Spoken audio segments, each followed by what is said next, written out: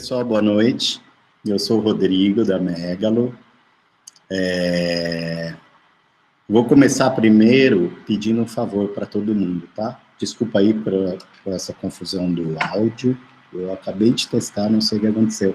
Eu tenho uns 3 fones brancos, eu acho que eu troquei depois do teste. Para todo mundo, deixar o modo de visualização, se for ali no canto direito embaixo, alterar layout, para quem tiver em português, né? Deixar no modo barra lateral ou destaque, tá? Que assim, sempre que a pessoa que estiver falando, vai aparecer em destaque na tela de vocês. Tá? Bom, vamos lá. E para a gente começar, bem-vindo a todos, obrigado pela participação de todo mundo. Mais uma edição da Pororoca. A Pororoca, muita gente aqui já sabe, mas sempre aparece muita gente nova também. A Pororoca é uma iniciativa da Megalo, que já tem aí algumas edições. A gente começou esse projeto em 2008, né? E agora, o ano passado, até o ano passado ele era trimestral, agora ele acontece mensalmente. E a gente sempre chama alguém do mercado para bater um papo com a gente, para a gente aprender, né, num movimento que a gente fez de entender que a criação não se dá ali no nosso mundinho fechado, na nossa agência, confortável, não. Que a gente precisa estimular a troca de ideias, que é uma coisa que faz parte do nosso manifesto, e assim surgiu a Pororoca. E nas últimas edições, a gente veio numa conversa que foi muito legal, que veio emendando uma coisa na outra, um assunto puxava o outro, né? Então, a gente fez algumas edições, uma que a gente conversou sobre a implementação dos projetos de branding. Então, como a gente conseguia fazer esses projetos realmente acontecerem dentro do cliente, não ficar entrega, o cara recebe um brand book lindo, mas depois isso acaba acontecendo de uma maneira torta ou numa maneira não muito eficiente, enfim. Depois dessa conversa, a gente naturalmente acabou numa conversa da última edição, que foi com o Chico, falando sobre inovação, sobre como a gente pode ter times e ter uma participação no cliente que vá além, como a gente pode ter dentro do cliente uma participação com um pensamento de design completo, né? Não, o design é muito maior do que a entrega de marcas em si, ou a entrega de desenhos, ou uma frase que ficou marcante do que ser entregadores de PDF. Depois que a gente falou disso, também surgiu para nós essa coisa, tá, a gente pode ter um time que vá conseguir criar marcas, que vá treinar bem o cliente e tal, que pense de uma maneira que vá além do que hoje ainda muita gente enxerga como a entrega básica do design de marcas, propriamente dito, que é como a gente faz um projeto grandioso, né, um projeto que envolve, ele pode ser grandioso até em empresas médias ou pequenas, porque um projeto de um desenvolvimento de uma marca, ou de um rebranding, ou de um produto, ele envolve muita gente. E como que esse projeto pode ser eficiente para todo mundo que está envolvido no projeto, para como que a gente consegue fazer, então, todas essas pessoas participarem do projeto e que isso seja feito dentro de um tempo viável e de maneira eficiente mesmo. E aí a gente chegou até o Cleiton Caetano, que é o cara que a gente vai falar hoje. Em nome da Megalo, agradeço muito ao Cleiton para vir bater um papo com a gente aqui, porque a gente quer ouvir um pouco dele, né? A gente pensou, porra, vamos falar com alguém que faça projetos que, cara, eles precisem conversar com muita gente, precisa colocar todo mundo dentro dessa discussão e precisa ter uma conversa alinhada entre muita gente. Às vezes isso é muito difícil. Como que isso acontece? Então, o Clayton está numa, ou talvez a maior marca do Brasil. Ele é design manager lá, então ele que acaba cuidando da coisa toda em termos do que a gente faz profissionalmente, nós designers. Claro que eu acredito que nem todo mundo seja designer que está participando aqui com a gente, mas é sobre isso que a gente vai falar. Então, obrigado, Clayton, já estou vendo o Clayton aqui. Eu vou passar a palavra para o Clayton, mas antes eu só quero falar para vocês, pessoal, fiquem à vontade para escrever no chat sobre qualquer questão, tá? A gente tem uma equipe aqui, o Edu, a Aline e o Samuca também estão de olho, e eu também, para a gente... A ideia da nossa conversa é sempre ser um bate-papo, né? Claro que é um evento que está crescendo e tal, então ele está virando um grande bate-papo, mas a nossa ideia é que ele sempre aconteça desse jeito. Então, a participação de todo mundo é muito bem-vinda, fiquem à vontade, tá bom? Clayton, contigo, a gente está por aqui para bater esse papo e aprender um pouco aí. Valeu. Obrigado, Rô. Obrigado pela recepção, pelo convite, não só a você, mas todo o time da Megalo, né? Comecei ali um bate-papo com o Samuca, com o Eduardo, contigo, com a Aline e a Thaís, que me acolheram aí nesses últimos dias para a gente deixar tudo de pé para esse bate-papo de hoje. Então, estou muito feliz aqui poder dividir um pouco, né, do percurso, né, do conhecimento adquirido, né? Acho que esse é o espírito da Pororoca, e de compartilhar, e a gente vive, né, nesse momento de compartilhar. Acho que é o melhor caminho, né, para que a gente se desenvolva em conjunto, que a gente aprenda e que todos evoluam, né? Então, é um prazer enorme estar aqui com vocês, tá? Agradeço também as pessoas que se juntaram aqui a gente, né, aceitaram o convite e vão investir aqui essa horinha e pouquinho aqui nesse bate-papo. Vejo que tem umas pessoas que eu não vejo faz tempo, vejo ex-alunos, vejo o pessoal lá do time também, amigos. Muito bacana poder contar com vocês aqui também, gente. Então, vamos lá. Como o Rodrigo mesmo falou, eu preparei um material aqui, tem um PPT, né, um keynote aqui para dividir com vocês, mas acho que a ideia é mais ser um bate-papo, vou usando como base para orientar aqui as ideias, aí eu vou tirando da tela, a gente vai fazendo um mix aqui, a gente vai batendo um papo, tá? Para me apresentar, né, assim, de forma rápida, o Rô já fez uma introdução ali. Eu sou Clayton, mas eu prefiro muito mais ser conhecido como marido da Fernanda, o pai do Davi, o pai do Léo, né? Contribuo com a sociedade, eu vejo como designer num primeiro momento, depois minha carreira expandiu para a educação, onde eu dediquei 10 anos da minha carreira para as universidades, né, enfim, né, uma dedicação para a área acadêmica, e depois me especializei em gestão de marca, passei por escritório de design, passei por instituições de ensino, e há 10 anos eu faço parte do Itaú, né? Entrei no Itaú para testar como era ser um designer dentro de uma grande corporação, que até então não tinha tido essa experiência, né? Ainda sem muita pretensão, ou mesmo até uma falta de conhecimento mesmo, né? Da amplitude e da possibilidade de fazer design dentro de uma grande corporação. E há 10 anos eu entrei no Itaú para testar, testo ano a ano, tenho testado e tem feito sentido, e tenho permanecido aqui crescendo, tanto profissionalmente quanto pessoalmente aqui dentro da empresa, né? Então, acho que isso é uma coisa legal de colocar. E vamos lá, né? Vamos lá para o conteúdo, né? Deixa eu abrir aqui, deixa eu projetar minha tela e vou dividir com vocês.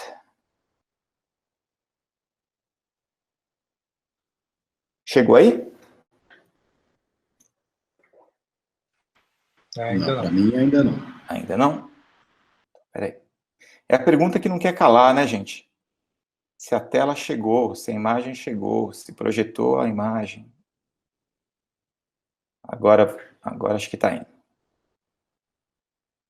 Beleza. Agora chegou, né? Sim. Foi. Deixa eu ocultar aqui. Deixa eu ocultar, porque senão a Thaís depois vai brigar comigo, né? Que eu não ocultei o negócio para deixar a tela bonitinha. Bom, aqui eu já me apresentei para vocês. Como que eu separei a agenda aqui para a gente falar? Eu vou trazer um pouquinho do contexto, que é o contexto onde eu vivo, o contexto do Itaú, para vocês terem um pouco de visibilidade aqui sobre a nossa mecânica de trabalho, nossa forma de trabalhar, né, e o nosso escopo também, mais importante do que a mecânica. Entro depois num capítulo propriamente dito, né, que é falar um pouco do ágil, né, sobre conceitos, sobre os processos e aprendizados, né, dentro dessa implementação. Trago aqui essa é uma parte mais de indicadores, né, eu até pensei bastante se traria, não traria, mas eu acho que é um aprendizado, acho que é uma coisa interessante para dividir com vocês, acho que uma forma com que a gente conversa e com que a gente trabalha dentro do Itaú do ponto de vista de negócios também. E, por fim, eu trago aqui 2 cases, né? Um projeto bem clássico do design, né, de branding, né? Um trabalho de identidade, de posicionamento de identidade de marca, né? Lançamento de uma nova marca do banco, que é o IUP, e passo aqui por o trabalho de tipografia, só para contextualizar um pouco sobre o tipo de entrega que a gente acaba fazendo através das metodologias ágeis, tá? Sobre contexto, né, a área de design do Itaú, ela fica sob o guarda-chuva institucional do banco, então a gente faz parte do marketing institucional do Itaú, então eu tenho uma gerência que cuida de branding e design, né, então o design como disciplina mesmo, e o branding como a ferramenta que faz as amarrações entre as ações da marca, né, e como que a gente executa de uma forma consistente, né, a estratégia, né, como a gente traz para o tático, tá? E se eu fosse separar aqui, eu separo dessa forma, né, separo e organizo, mais do que separar, eu organizo, né, como a disciplina de design é uma disciplina muito ampla, com que o entregável, né, do design, ele é muito variado, né, a tipologia de trabalhos que a gente entrega são vastos, a gente se organiza em 3 grandes blocos, né, o primeiro que eu chamo de fundamentos, né, que vai tratar por uma parte mais a parte que se conecta muito com o negócio, que orienta as demais decisões da marca, né? Então, como a arquitetura de marca, como essa marca se compõe dentro desse guarda-chuva mais amplos de marca, projetos de nome, os projetos a definição do pilar da marca, né, que são os orientadores, né, dessa marca, não só do ponto de vista de expressão, mas a gente acredita bastante que esses pilares precisam direcionar o negócio. Tem um segundo bloco, que é o de expressão, né, que é a entrega mais tangível e clássica, né, que a gente vê do design gráfico, né, e o design de identidade, né, em sua evolução, né, tanto visual quanto verbal, assim como a tangibilização disso nos tangíveis mais perenes dessa marca, né. Isso aqui também é escopo da área de design do Itaú. E, por fim, uma parte que é super importante dentro desse processo, que é o Brand System, que é tratar a questão da consistência, né? Nada adianta se a gente faz, né, um fundamento de marca, né, uma parte estratégica muito bem resolvida, ou muito bem detalhada, coerente, a expressão também toda amarrada com essa estratégia, mas a execução dessa marca falha, né? Então, e acho que aqui é um ponto... acho que todo designer que está fora de uma empresa, né, eu falo com bastante designer, né, principalmente pessoas que vêm para o Itaú trabalhar com a gente, né, fala, pô, eu sempre, e acho que pega um pouco também do papo que a Thaís na Pororoca que ela fez, né, que é, cara, eu entrego o trabalho, né, mas quando você entrega o trabalho, você entrega o guide, aí começa, né, efetivamente o trabalho de implementação disso, né, e a gente tem o privilégio de acompanhar as marcas nascendo dentro do banco e, de uma certa maneira, acompanhar também a evolução dela e o desenvolvimento dela, né. Então, através do Brand System, a gente tem como objetivo garantir essa distribuição dessa informação, tanto do ponto de vista de conteúdo, mas também de ativos dessa marca, né, uma lógica de templatização que a gente tem abordado bastante nesses últimos meses, né, a gente tem discutido muito a eficiência dos trabalhos através de templatizações, né, coerentes com a marca, e de treinamentos, né, da capacitação dessas pessoas. E a gente se organiza dessas 3 formas porque a gente acredita que a marca, ela já foi o tempo que a marca se construía a partir da comunicação, né, onde a gente colocava muito dinheiro sobre uma marca e a gente construía essa marca sob a ótica de comunicação, né. E hoje a gente tem dados, né, a gente tem informação de que a marca ela é construída através da experiência, né. Se a gente fosse trazer aqui um viés numérico, né, percentual, a gente está aqui numa casa entre um 20-80, né? 20% a gente consegue construir imagem de marca através de comunicação, mas os 80% mais importante, ele se dá em toda a experiência da marca, né? E a experiência, ela acontece através do negócio, do canal e da comunicação, né? Então, a área de design tem como objetivo olhar com essa perspectiva, né? Por esse prisma, né? A construção de marca. Ô, Cleiton, pode falar. Essa organização aí, ela foi se construindo durante o período que você estava lá, né? Ela é uma coisa que... Porque existe até essa movimentação que você estava falando antes, quando a gente estudou design e tal, né? O design era uma ferramenta da publicidade quase, muitas vezes, e hoje ela tem um ponto quase que se inverteu, né? Pensando em branding, pensando em experiência de consumo, de serviço e tal. E aí vocês foram montando esse organograma dentro disso, essa coisa foi mudando, aí hoje você olha e fala, olha, aqui essa é a melhor organização que a gente pode ter dentro do grupo. Foi isso? Exato. Exatamente, Rodrigo. É assim, cara, a construção do design, acho que uma informação importante até para passar aqui, nem todo mundo tem essa visibilidade, mas a área de design do Itaú, cara, ela é uma área que tem mais de 35 anos, né, de história. Então, se a gente coloca em projeção, em perspectiva histórica, né, cara, é um dos primeiros escritórios de design de São Paulo, né? Eu ia falar isso, tá junto com os mais antigos aí. Né? Exatamente, principalmente quando a gente coloca, né, a gente olha para trás e vê que o nosso primeiro curso de desenho industrial, ele nasce em 65, né, na ESG, né, no Rio de Janeiro. Então, é uma área muito nova, né? E quando a gente olha para a área do Itaú, é uma área que já tem 35 anos. E ela nasce... Assim como o Buchanan, ele coloca, né, na referência dele lá das ondas do design, né, que ela nasce do gráfico, ela expande para o produto, chega até a parte de interação, e hoje a gente discute design como sistema, né, de grandes organizações. O design, ele nasceu pelo design gráfico, né, a primeira área de design do Itaú era uma área de programação visual, né, teve uma spin-off de uma outra empresa do Itaú, e a Célia Moreira fundou essa área lá 30 e poucos anos atrás, e depois ela expandiu para industrial, né, então ela se manteve por muitos anos, né, nesses dois vieses.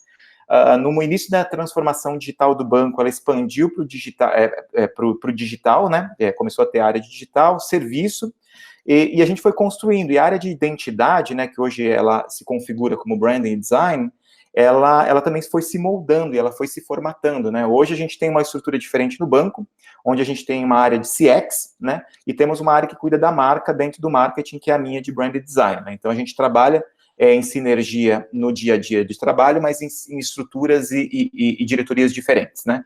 Mas ela se construiu, né? No início a gente tinha uma participação muito forte e evidente dentro de expressão da marca, né? Nós éramos conhecidos como os caras que tangibilizavam muito bem isso. E nos últimos 5 anos, né, com o espaço que a gente conseguiu ocupar, né, dentro do marketing, e mais do que o espaço, e o espaço foi conquistado pelas entregas de valor, né, pela entrega estratégica que a gente dá através do design, a gente começa a participar de fóruns e o design começa a ter voz, né, em mesas que anteriormente não tinham, né, então a gente foi construindo essa lógica e hoje a gente ocupa, né, esse espaço tanto da parte estratégica, da expressão, mas também manter a consistência e deixar a marca viva, né. É isso mesmo. Muito legal. Muito bem. E quando a gente fala de Itaú, né, todo mundo pensa no Itaú Laranjão, né? E eu também pensava assim, né, quando eu entrei no Itaú, né? Pô, o Itaú é isso aqui. Mas quando a gente entra um pouquinho mais a fundo, a gente fala, cara, o buraco é um pouco mais embaixo, né?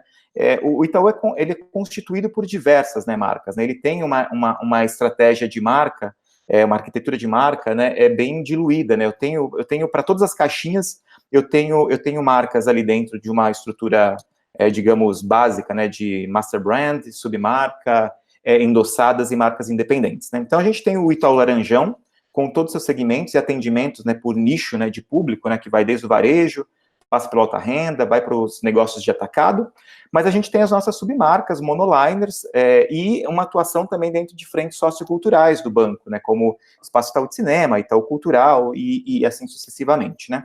Então, é um conjunto. Aqui é só um slide que exemplifica um pouco dessa diversidade, né, de marcas que a gente atua, mas dentro do conjunto a gente está falando mais de 30 marcas dentro do portfólio e que a gente olha, né, e a área de design é uma área muito enxuta, né, hoje a gente conta com um time fixo de 13 pessoas, mais 8, 9 parceiros nossos que compõem a estrutura de branding e design para atender todos esses negócios. Então a gente tem um desafio, né, e dentro desse desafio, foi como o ágil entrou na minha vida, né? Cara, como é que esse bicho entrou, né? Como é que eu comecei a discutir ágil para fazer projetos de marca, né? Para fazer gestão de marca, né? E, cara, essa é uma realidade, acho que a área de design, que os designers, né? E as áreas de design, elas têm vivido e têm se intensificado essa realidade cada vez mais, né? Que é uma lógica de recurso finito versus demanda infinita, né? Então, cara, os designers, eles foram descobertos, né? A gente aporta valor, né? Só que o número de designers disponíveis dentro das corporações, ou mesmo dentro dos escritórios, eles é um recurso finito, né? Uma quantidade pequena de pessoas, e a demanda, ela é muito maior do que as pessoas que a gente tem para tocar. Então, dentro desse contexto de recurso finito versus demanda infinita, esse era meu sentimento lá no Itaú, quando a gente olhava para o trabalho, né, para a priorização das frentes, né, era um sofrimento, cara, esse era o meu sentimento, eu parecia um bebê esgotado, né, de tanto trabalhar, e falei, cara, e parece que eu estou enxugando gelo aqui, porque eu entrego um trabalho, tem 5 na fila e, cara, eu não sei, como é que a gente prioriza esse assunto, como é que a gente dá luz, né, para essa discussão? E tem uma coisa que você falou que, cara, tem menos designers do que marcas, né? Então, às vezes, você vê uma equipe atendendo uma marca, aí você tem menos designers do que marcas. Exatamente, cara. Essa é a realidade que a gente vive, cara. É muito menos designers para a quantidade de marcas que a gente tem, né? Claro que tem uma sazonalidade, né? Tem os períodos, né? Tem os encaixes que a gente faz, mas a vida dura, a vida é essa, né? E dentro desse cenário, cara, eu recebi um feedback uma vez, recebi o feedback do meu chefe na ocasião, que foi muito importante, foi um impulsionador para esse movimento, que eu levava a discussão para ele, pô, cara, tá difícil atender, e a frase foi a seguinte, o feedback foi o seguinte, Clayton, o invisível, ele não existe, né? Se a gente não der visibilidade para o problema, se a gente não der clareza, né, para a situação, cara, ninguém vai ligar para isso, né, cara? Então, como que a gente dá visibilidade? E a partir dessa reflexão, dessa discussão, eu abri uma frente, cara, dentro do banco, em março de 2017. Então, eu trato esse tema desde março de 2017, no início com um viés muito de gestão de demanda, cara. Como é que eu controlo o fluxo de trabalhos que entram dentro da área? E eu comecei a fazer a coisa, cara, que acho que o público que está aqui, né, os designers, eles adoram fazer, né? Que é time sheet, cara. Marcar o horário do designer, a coisa que o designer mais odeia fazer, né, cara? Como é que eu contabilizo as minhas horas, né? As pessoas se encontram aqui, né? O Rodrigo deu um sorrisinho aí, né, Rô? Não, porque tem essa questão, né? Dá uma sensação pro designer que está ali no front, dá uma sensação de controle no limite ali, que é delicado, tem essa coisa mesmo, né? Que é só uma maneira é só mudar o mindset, né? Na verdade. Total, cara. E eu sei disso porque eu já sentei, né, cara? Hoje eu sou um designer mais um palpiteiro, né? Eu fico aqui dando pitaco no trabalho dos outros, né? Mas eu já sentei ali na prancheta em si, eu sei como é que é duro isso, sei como é que essa discussão é complicada. Mas o mais importante desse início, né, e já sabendo do desafio que eu tinha pela frente, foi muito importante ter o engajamento do time, né? Então, cara, a gente sentou e a gente combinou o jogo, cara. Cara, a gente vai fazer um trabalho de gestão de demandas, vai ser duro, a gente vai ter que contabilizar as horas, mas é para um bem maior. É para a gente ter saúde, né, ter qualidade de vida, né? Ter uma forma de lidar com o dia a dia de uma forma mais leve, né, com clareza sobre a nossa capacidade de atuação. Cara, comecei a fazer esse processo em março de 2017 e transformando uma história longa, né, numa história curta. Em setembro de 2017, cara, eu já tinha muita visibilidade sobre os detratores comuns, cara, da nossa performance, da nossa produtividade, que passava pela capacity versus demanda, que era claro e evidente, atuação intermitente. O que eu quero dizer com isso? É um designer fazendo 4, 5, 6, 7 projetos num dia, trabalhar 40, 30 minutos numa frente. Isso aqui elimina, né, a nossa produtividade, né? A falta de priorização e uma falta de clareza até para se eu estava cumprindo as minhas metas diárias ou se eu estava tocando o trabalho do meu vizinho, né? Então, a gente teve essa visibilidade. Muito bem. Com essa visibilidade, a gente entendeu que oportunidades tinham na nossa mesa, que passava por consciência de capacity, visibilidade, planejamento e visão estratégica, né? Até para a gente saber se os nossos esforços estavam indo nas melhores frentes e que ajudariam o banco a evoluir, a crescer. A gente tinha uma necessidade de ter mais orientação e objetividade do ponto de vista de trabalho, evolução, ter um sentimento de evolução do trabalho, né? Pensa, né? A gente levava um trabalho picotado, né? E aí dava um sentimento que a gente dava um passo para frente, 3 para trás, né? Como é que a gente via, né, essa visão evolutiva do trabalho acontecendo? Priorização, dimensionamento de time e visibilidade das atividades, não só para a gerência e para o meu time especificamente, mas importantíssimo, cara, para o cliente interno, né? Como que o design, uma vez veio um coach, né, de uma pesquisa de satisfação interna, que é assim: o design é um buraco negro. Eu ponho um trabalho lá e eu sei que ele vai vir com excelência, a melhor entrega possível, alinhada com os conceitos, com os valores e com a identidade do banco. Mas eu não sei quando eles vão me devolver. Então, cara, isso é muito perigoso para a área, né, para a sustentabilidade da área. Então, como que a gente deixava o nosso cliente também ter visibilidade das atividades? Com uma expectativa, uma perspectiva de ganhos de produtividade, de autonomia e de organização. Esse aqui era o mindset.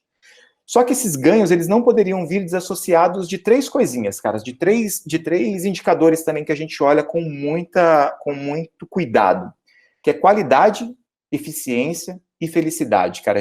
Eu prego muito essa questão, né, cara?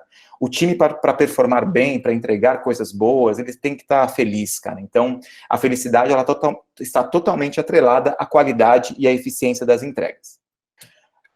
E aí, cara, foi em dezembro de 2017 que a gente falou, beleza, o mapa e o problema a gente já sabe. Como é que a gente ataca? Qual que é o plano de ação? Como é que a gente resolve essa parada? E foi aí que eu já vinha discutindo, já vinha estudando o ágil, o ágil, né, é o core dele, né, o ágil que nasceu do desenvolvimento, né, de produtos digitais lá, né, de software. Só que eu tinha muita dificuldade de fazer o depara para a marca, porque é uma dinâmica totalmente diferente, entregável é diferente, né? Um time de produto que roda em ágil, ele tem um objetivo comum e ele vai entregar, vai trabalhar em conjunto, né, num time multidisciplinar, né, com tecnologia, com UI, UX, com a galera de canais, enfim, né, com pesquisa, mas com um objetivo comum, com um projeto, né? E eu tinha 30 projetos acontecendo. Como é que eu faço esse depara? Como é que eu quebro, né, um projeto de marca, né, em entregas de valor, né, que é o que está por trás do ágil? Cara, chamei a ajuda de umas pessoas que conheciam de Agile Coach, né, que trabalhavam comigo de Agile Coach. Fizemos um treinamento muito rápido em dezembro de 2017 e fomos na lógica do learning by doing, cara. Começamos a rodar o ágil na última semana, nas 2 últimas semanas de 2017 e começamos a rodar o bicho em 2018, janeiro de 2018. Legal, bacana, Cleiton. Vocês começaram a rodar o ágil, mas como é que vocês fizeram esse depara, né? Como é que o ágil funciona dentro de uma estrutura de branding design que você acabou de falar anteriormente, que é uma dinâmica muito diferente do que a galera de um produto digital ou de um software, né, roda o ágil. E eu trago essa imagem porque essa imagem é a imagem clássica, né, que as pessoas usam para explicar o ágil, né? O ágil é entrega de valor. Então, se o cara te pede um carro, não adianta você entregar uma roda para ele, porque ele não vai fazer nada com aquilo. Mas com a perspectiva do ágil, se o cara te pede um carro, você vai pegar e você vai olhar e assim, beleza, ele quer o carro, mas no fundo, o que ele quer é se transportar. Ele quer sair do ponto A e ir para o ponto B. Qual que é a minha entrega de valor nesse primeiro momento? Em vez de entregar o carro, eu vou entregar o skatezinho. Ele não vai ficar muito feliz, mas ele vai conseguir se transportar do ponto A para o ponto B. E conforme eu vou pegando os feedbacks dos clientes, eu vou evoluindo meu produto até chegar no carro. Linda, essa história é bacana, cara. Explicou o ágil numa imagem, numa metáfora muito simples. Cara, mas não é bem assim, né, meu? Quais são os valores que estão por trás do ágil? E aí, esse frame, acho que ele ajuda bastante a gente a entender coisas que me ajudaram a resolver aqueles problemas que eu levantei anteriormente na minha investigação. Cara, no desenvolvimento ágil, né, a proposta de valor, ela passa por 4 princípios. O princípio de visibilidade, né? Então, cara, a visibilidade é uma coisa que num projeto waterfall, né, que a gente chama, né, o clássico, né, em cascatas, eu termino uma fase, começo outro, termino uma fase, começo a outra. No ágil, a gente pressupõe entregas de valor em ciclos curtos, né? Então, eu não pego o trabalho, né, o buraco negro, pego o trabalho e depois de 2, 3 meses eu entrego o trabalho de marca para o meu cliente. Não. A cada 15 dias, eu faço um touch point com ele, eu mostro as evoluções. Isso aqui me ajuda a garantir que o cara está conectado com o trabalho e que a gente está fazendo o trabalho e a rota está correta, ou senão a gente precisa fazer o quê? Adaptar, que é uma outra variável do ágil importante, a adaptabilidade, né? Se eu tenho touch points frequentes, recorrentes, eu posso fazer adaptações ao longo do caminho. Putz, o cara me pediu carro. Cara, mais 2 anos para entregar um carro. Pode ser que daqui a 1 ano o carro não seja mais o objetivo da companhia, seja um avião. Cara, tudo bem, vamos mudar o escopo. Então a gente não fica tão preso ao escopo porque a gente pode descobrir coisas novas durante o percurso, durante o processo, durante a interação e iteração com o cliente. Isso automaticamente traz valor para o negócio, né? Por quê? Eu começo a entregar valor para o negócio antes, né, da entrega do carro, né? Eu começo a entregar o skate, o patins, a bicicleta e assim sucessivamente. Ou seja, o negócio se beneficia, né, dessas entregas em ciclos curtos. E por fim, não menos importante, o risco envolvido dentro desse processo. E o risco, principalmente no mundo que a gente vive hoje, né, o mundo VUCA, né, que a gente fala bastante, né, um mundo tão volátil, né, incerto, né, e instável, né? Como é que a gente diminui o risco? Cara, fazendo essa entrega em ciclos menores, né? A gente vai administrando os riscos de uma forma muito mais preditiva, digamos assim, né? Ou identificando mesmo, né? Nesses ciclos curtos. Então, nessa lógica que eu falei assim, beleza, cara, esse negócio ele vai dar certo, ele vai funcionar, vai ser bacana. E eu tive um trabalho, né, não só eu, né, mas o time teve um trabalho para também deixar claro que o mindset ágil, ele está totalmente desassociado de fazer uma entrega mais rápida, né? Não estou aqui falando que o ágil, não é que eu vou entregar mais rápido, eu vou ser mais assertivo, eu vou ser mais eficaz. Então a gente precisou trabalhar também bastante essa lógica. E essa lógica foi trabalhada, né, na premissa e baseada nos pilares do ágil, né?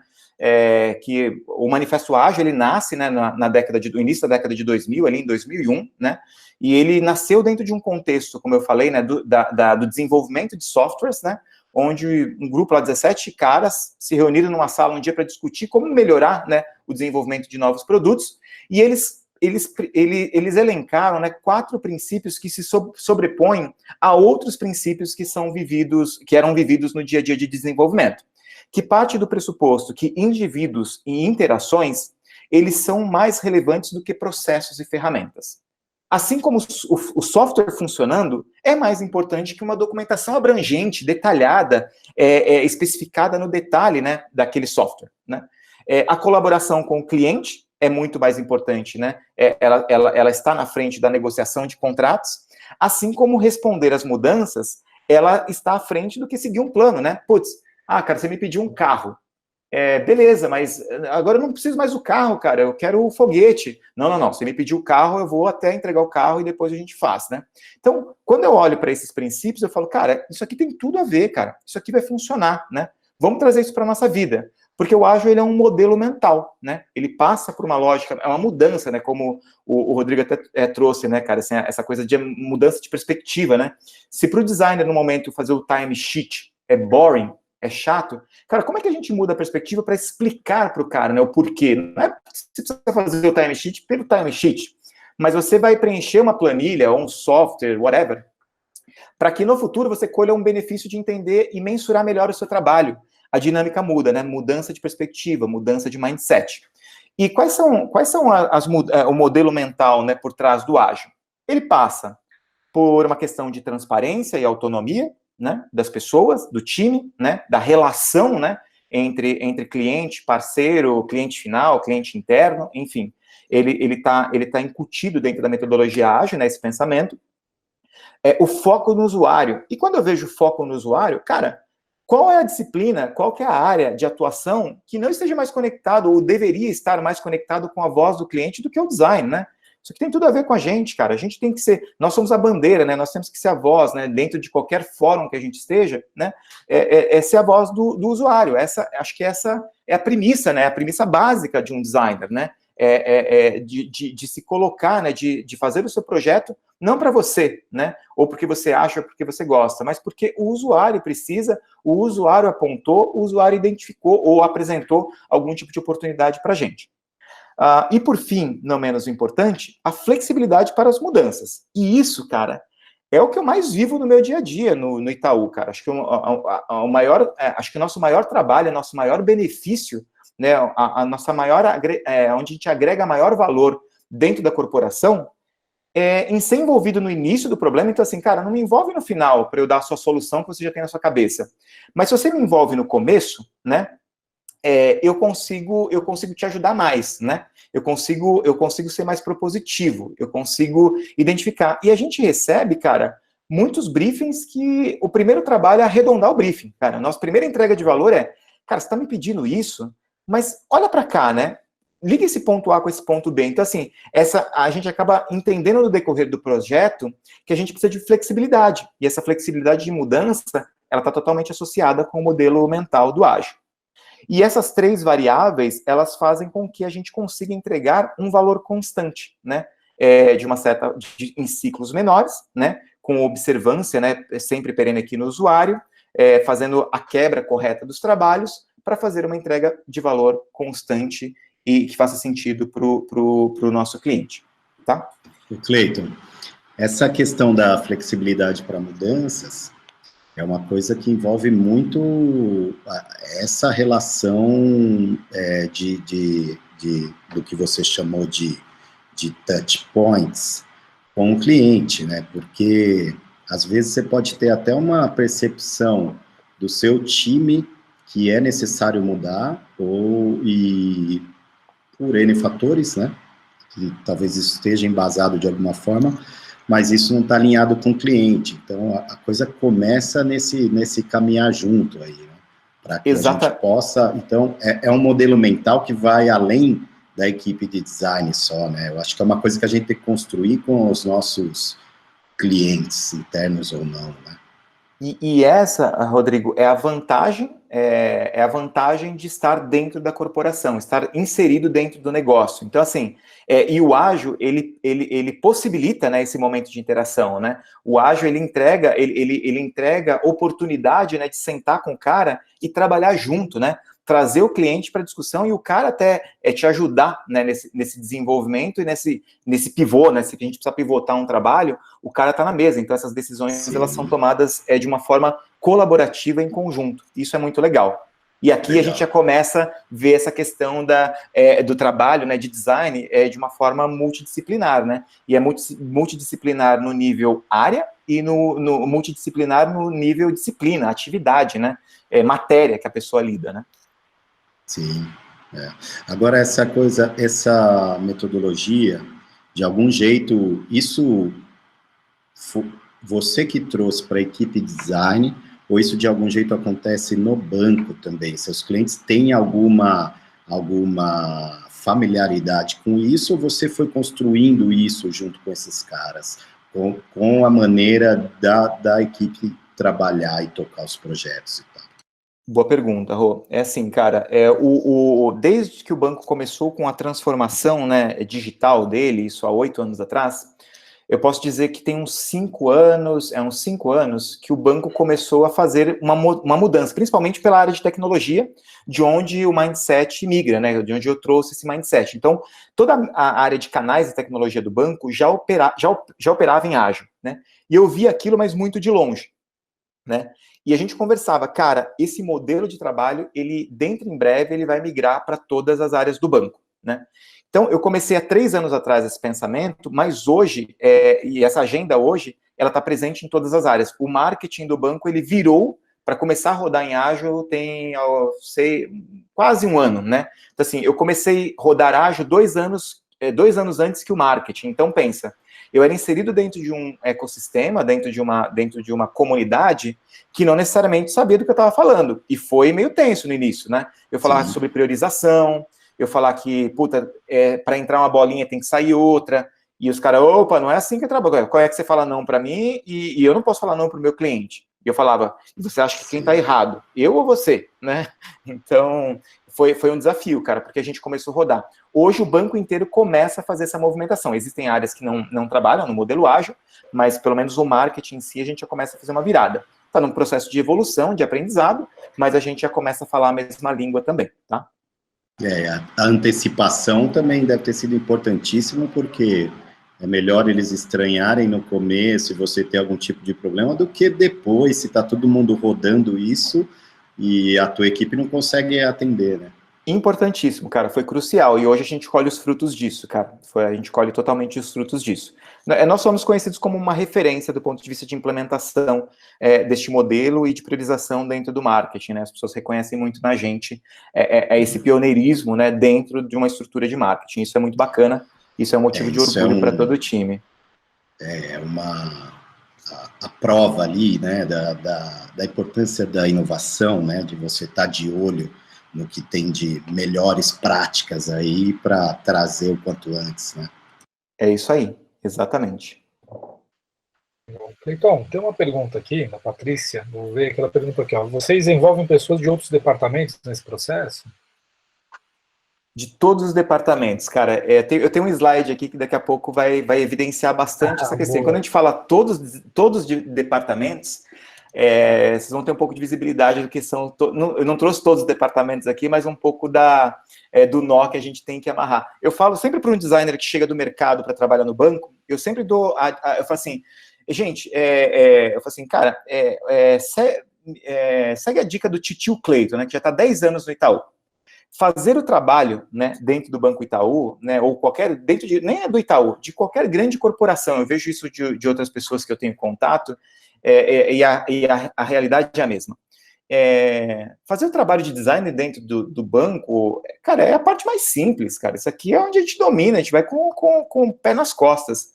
O problema é você gerar todos os alinhamentos, cara. E se você não gerar os alinhamentos, seu projeto não vai para frente, ele vai ser gongado. Então, essa relação, né, de conectar todos esses pontos é a parte que a gente tem que ter mais disciplina, dedicar tempo, isso é uma questão que a gente tem que colocar em perspectiva dentro de um projeto dentro do banco, para a gente conseguir executar. Então, sim, cara, a gente lida com diversas áreas do banco, sim, viu, Patrícia? Obrigado pela pergunta. Vou passar isso aqui, que acho que é menos relevante aqui para o papo, até para dar uma corridinha e a gente ter espaço para bater papo ali no final, tá? Eu trouxe aqui também, assim, os pontos importantes. Cara, minha intenção aqui não é fazer uma aula de ágil, né?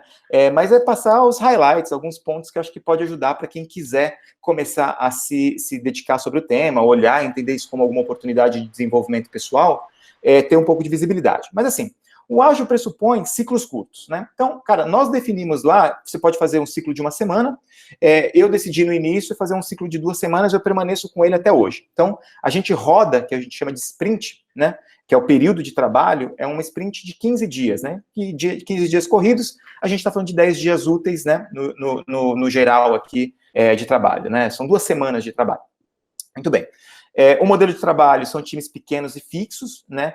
O ágil, por pressuposto, ele fala de multifuncional, né, a multifuncionalidade aqui, para mim, é menos aplicado, mas o autogerenciamento, organização por prioridade, né, e estimativa, né, de trabalho é muito executada pelo time no dia a dia.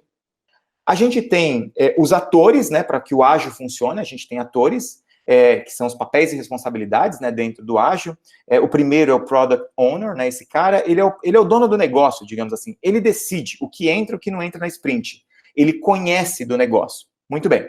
A gente tem o segundo cara, que é o Scrum Master. Esse cara, ele vai ser responsável pelo sucesso do processo Scrum, né, que é a forma com que a gente vai trabalhar dentro dessas 2 semanas. Ele vai resolver os problemas, ele vai proteger o time, e ele vai proteger o time, por incrível que pareça, ele vai proteger o time do PO, que é o cara, assim, o PO é o dono do negócio, ele quer imputar ali todos os trabalhos possíveis dentro de uma sprint. O Scrum Master, ele tem que fazer, opa, peraí que não cabe tudo isso, segura um pouquinho aqui, vamos administrar as ansiedades. E a gente tem os membros do time, os caras que são os integrantes, os caras que estão ali no desenvolvimento, né, no desenvolvimento do trabalho. A gente tem rituais, né, e cerimônias dentro do ágil, que são chamadas de plannings, que a gente vai fazer o planejamento. A daily, que é um touch point com equipe, né, com esse time, né, que está ali no dia a dia rápido, para a gente entender se tem algum bloco, se tem algum impeditivo para fazer o trabalho, né, para a gente entregar aquilo que a gente se comprometeu a entregar no final da sprint. O refining, que é uma oportunidade de rever algum tipo de planejamento equivocado que a gente fez. No meio da sprint, você tem a oportunidade de, opa, deixa eu dar uma olhadinha aqui, a gente vai fazer alguma modificação no meio do caminho. A review e a retrospectiva, que é um grande encerramento da sprint para a gente avaliar se os projetos foram entregues de uma forma legal, coerente, e se o processo foi bacana. Ou seja, às vezes a gente entrega numa sprint excelentes projetos, mas do ponto de vista de saúde do time foi péssimo, porque o processo foi ruim, a gente teve problemas no meio da sprint, e é uma oportunidade da gente melhorar para a próxima. E aqui, para mim, cara, é o que me fascina dentro do ágil, né? A cada 15 dias a gente pode evoluir, cara. A cada 15 dias a gente pode mudar mecanismos de trabalho, a gente pode testar de uma forma rápida, né? Fazer um teste de valor. Isso aqui, para mim, é muito bacana. E tem algumas classificações, né, do ágil, que ele passa por épico, história, tema e tarefas. É o jeito que a galera de tecnologia divide a organização dos trabalhos dele. E eu falo, cara, como é que eu divido, né, um trabalho de marca em épico, história, tema e tarefa? Hoje eu tenho muito claro, né, putz, cara, sei lá, eu vou fazer um trabalho para o atacado do banco, o Itaú BBA. Cara, o épico é Itaú BBA, né? Qual que é a história que eu quero tratar no Itaú BBA? Putz, cara, a gente vai fazer um reposicionamento e uma evolução da identidade do IBBA. Essa é a história. E dentro das histórias eu vou ter os temas. Putz, eu vou ter arquitetura de marca, eu vou fazer uma pesquisa, eu vou quebrando. E dentro de uma entrega como essa, uma entrega de pesquisa, uma entrega de arquitetura, uma entrega de identidade visual, eu tenho tarefas, né? Então, essa é a forma com que a gente organiza o nosso backlog, né? A nossa demanda, né, no dia a dia. E o frame do Scrum, acho que é uma coisa importante, né? O ágil é um mindset. E existem ferramentas que ajudam você ter uma atividade ágil, né? E o Scrum é um framework de trabalho que ajuda a gente a viabilizar um mindset ágil. Então, esse é um framework que você encontra na internet, se você colocar aí, né, framework de Scrum, vai vir esse cara bonitão para você. A gente olhou para esse cara e falou, como é que a gente traduz isso para o Itaú, né? No geral, é bem esse framework que a gente utiliza.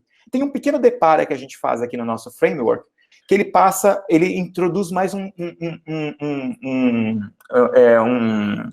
um ator, né, dentro desse processo, que é este carinha aqui, né, o marketing de negócio. Ou seja, o Product Owner, ele é um par do marketing de negócio, porque é esse cara que tem as demandas do negócio dentro do Itaú, né, então a gente tem que juntar esse cara. Ou seja, esses dois caras, eles vão abastecer um business backlog, que é o backlog, né, que é um lugar onde a gente vai colocando todos os projetos que precisa fazer de algum negócio. E lá eu tenho os projetos que estão doing, os projetos que estão sendo feitos, os projetos que estão no to do, que é para fazer, já definido e priorizado para fazer. Tem os projetos que estão em bloco, porque tem algum impeditivo, né, ou de legal, de tecnologia, de agenda, né, por algum motivo, ou de parceria, enfim.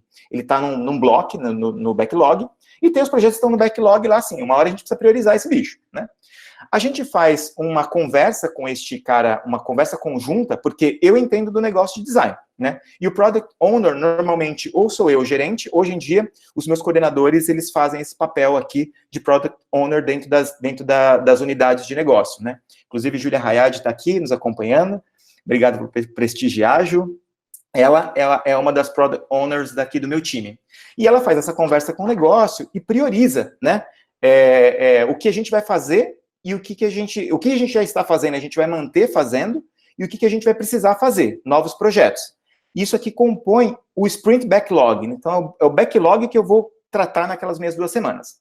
Putz, feito isso, fechado esse combinado com o negócio, a gente parte e senta com o time. Aí entra o Sprint Planning. A gente vai sentar na segunda-feira, primeiro dia da sprint, para combinar com o time. E isso é muito legal, porque o time seleciona o quanto eles conseguem estar comprometidos com os trabalhos, para falar assim, beleza, eu me comprometo a entregar isso. Aqui começa a discussão muito legal de autonomia, porque o cara se comprometeu, ele vai ser cobrado lá no final. É responsabilidade do time auto-organizáveis e com autonomia. E com autonomia vem um outro bichinho muito importante, né?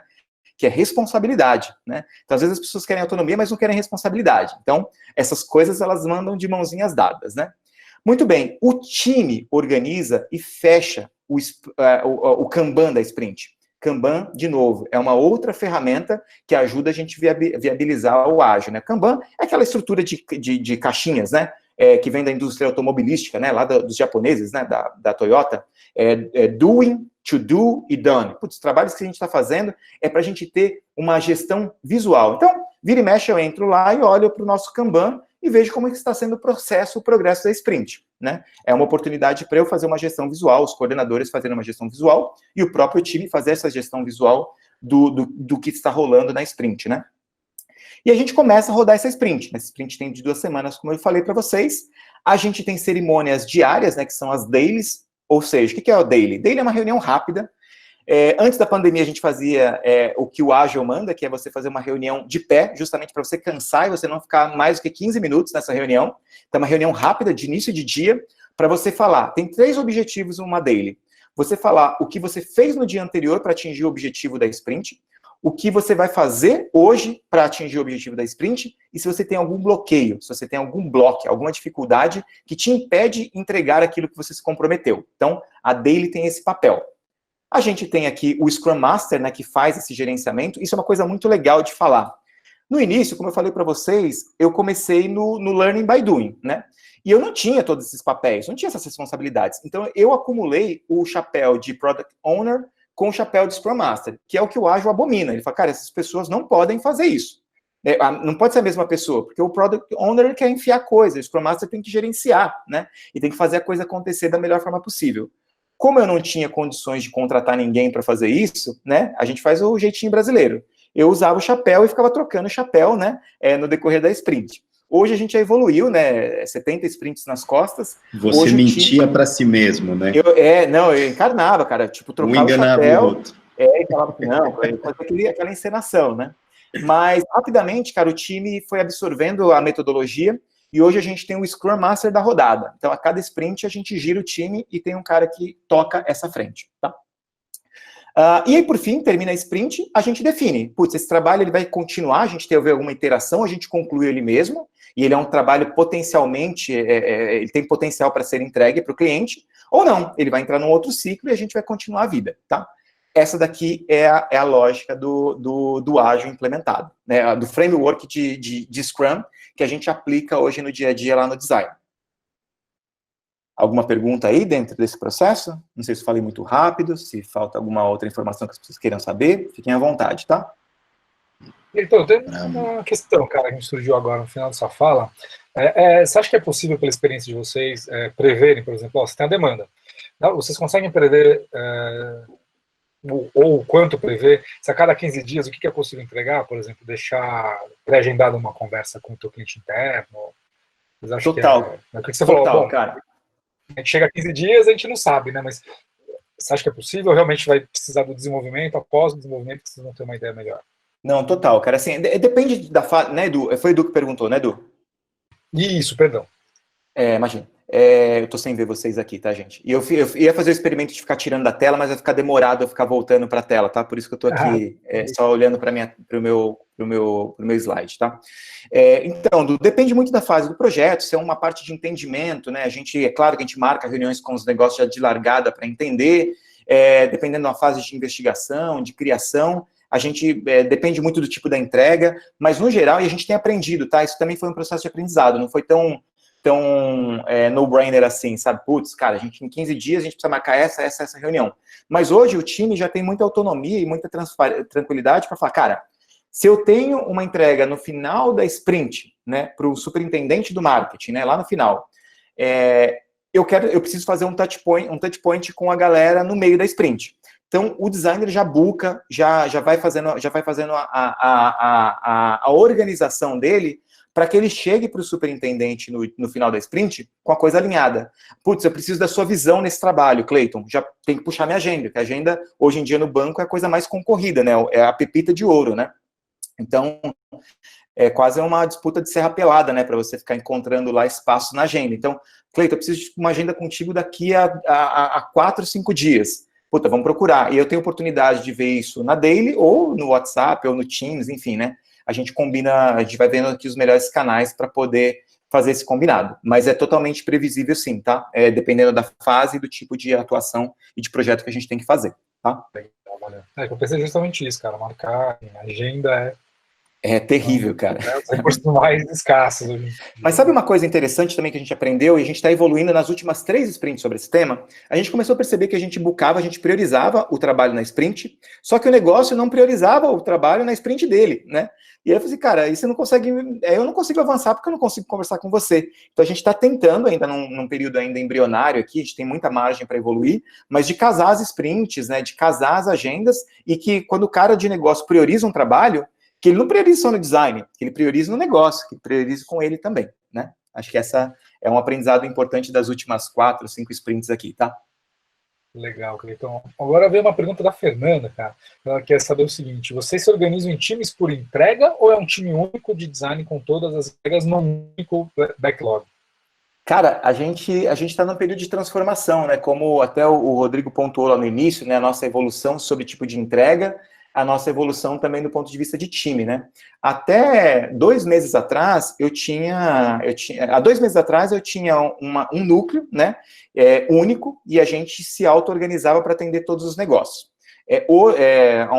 Há 2 meses atrás eu tive a oportunidade de ter mais uma coordenação. Então hoje a gente tem um núcleo que olha para projetos, né? Uma coordenação olhando para projetos de atacado, institucional e de pessoa jurídica, né? Então é um time que vai olhar para esses negócios. Então ele vai olhar o backlog de todos esses negócios e os designers vão se organizar e vão se rodiziar de acordo com o skill, momento do trabalho, tipo de trabalho, né? Interesse do designer também, acho que isso tem uma coisa interessante também dentro da nossa reflexão aqui, né? A gente fala muito de PDI, né? De um plano de desenvolvimento individual do designer. Como é que eu consigo alocar designers também em frentes que façam sentido, que tenham um propósito para a carreira dele? Então, é uma dinâmica difícil de amarrar, mas no geral a gente tenta, né? Então, eu tenho um núcleo que olha para esses negócios, eu tenho um outro núcleo que olha para frentes de pessoa física, né? Todos os nossos negócios de varejo e de alta renda na pessoa física. Um que a gente chama de CISI lá, né, que é uma frente de cartões, ali tem o IT, tem seguros e tem o IUP também, né, que é a nossa frente de loyalty.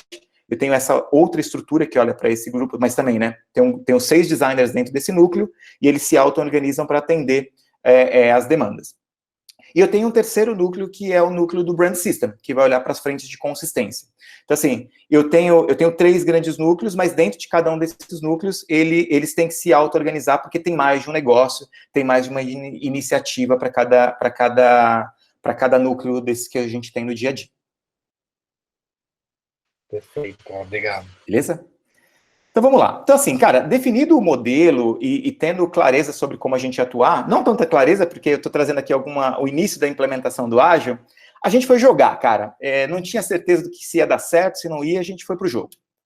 E, cara, eu vou trazer para vocês aqui aplicação, alguns resultados e aprendizados, tá? Eu trouxe o cenário full, assim, né, olhando lá para dezembro de 2017. Eu fiz um recorte em outubro de 2018, só para vocês terem ideia da nossa maturidade. Nós estamos na sprint número 72, né? Então, cara, são 2 anos aqui, né, de trabalho, ainda já quase para o 3º ano aqui de trabalho. Não, 2 anos de trabalho, né? Full, né? Que a gente está atuando aqui, né? Então, eu vou trazer um pouco desses aprendizados para vocês. E aqui vai entrar numa parte, cara, que ela vocês vão falar assim, cara, se alguém entrar na reunião agora, né? Entrar aqui no nosso meeting agora, vai falar, esse cara é designer mesmo, cara? Porque a gente começa a falar uma outra língua aqui, tá? Mas são poucos slides e aí a gente volta aqui pro nosso universo de design, tá? Mas, cara, o banco, né? Eu trabalho num banco de engenheiros, cara. E o banco se organiza por indicadores, né?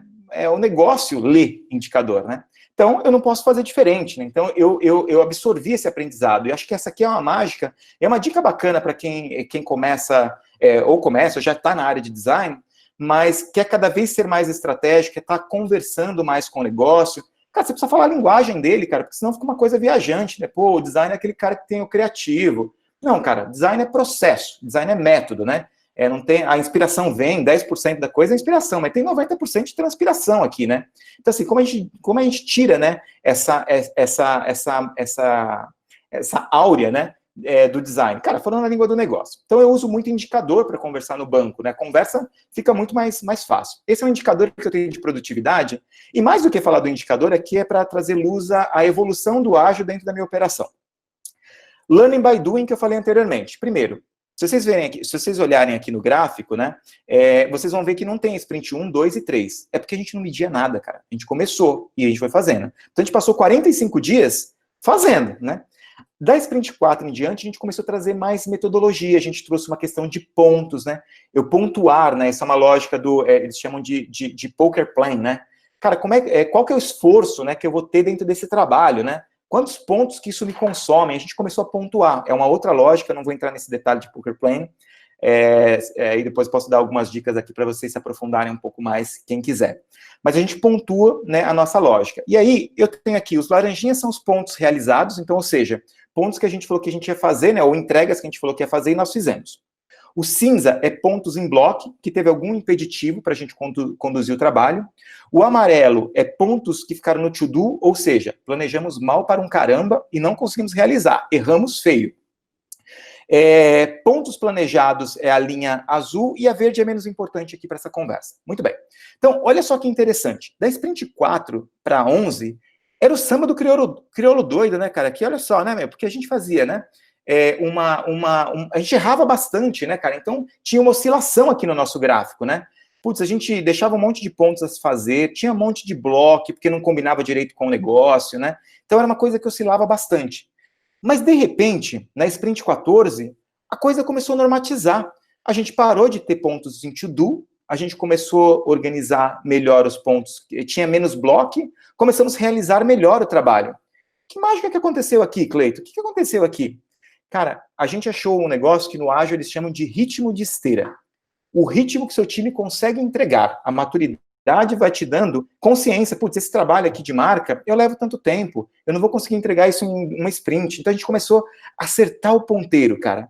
E isso foi muito legal, porque a gente começou a ter um outro gráfico que eu trago, que é a taxa de sucesso. O que é a taxa de sucesso? É o quanto a gente se comprometeu a entregar e o quanto a gente entregou. Lá no início, olha só, a gente tinha uma entrega percentual aqui de aproximadamente 75%, 76% do que a gente planejava. E na sprint 21, a gente entregava quase 100%, cara. O que era dito, a gente entregava.